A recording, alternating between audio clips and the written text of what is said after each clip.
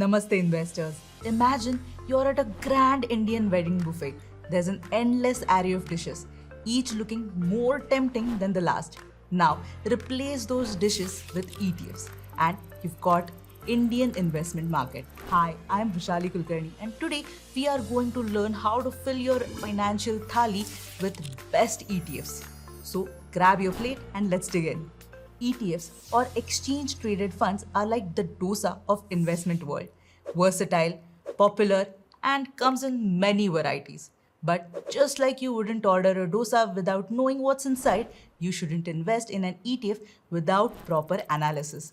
So let's break down the recipe of successful ETF selection. Firstly, understand the ETF's objective.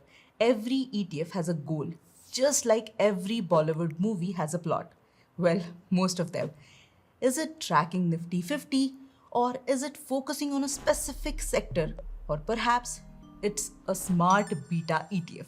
Understanding the objective is like reading the movie synopsis before buying tickets. Next, check the underlying index. The index an ETF tracks is like its Atma or soul. Is it a well known index like a Sensex or a niche one? Remember, the broader the index, the more diversified your ETF usually is.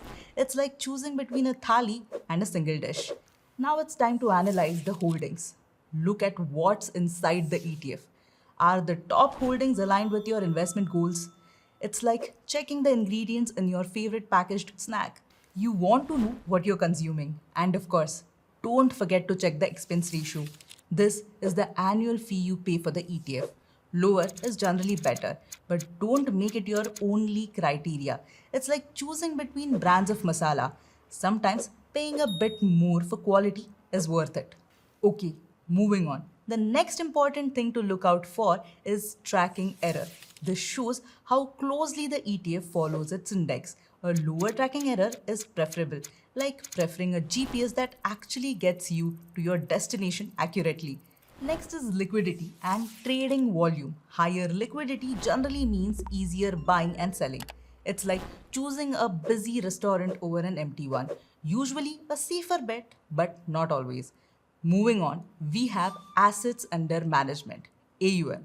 Larger AUM often indicates a more established ETF, but don't ignore smaller ones. They might be the hidden gems, like the small street side stall with the best pani puri in town. Now you can also check the performance history. Look at how the ETF has performed over time. But remember, past performance is no guarantee of future results. It's like cricket. Selecting the right ETF is like choosing the perfect outfit for a wedding. It needs to fit well, suit the occasion, and make you feel confident. But there's no one size fits all.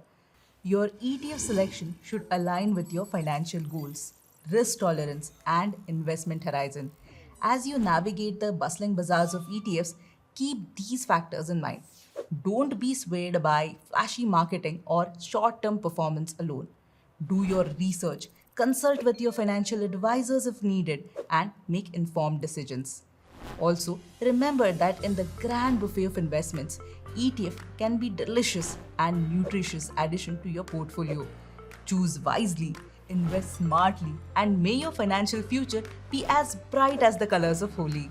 Thank you for tuning in. This is Vrishali Kulkarni, signing off until the next time.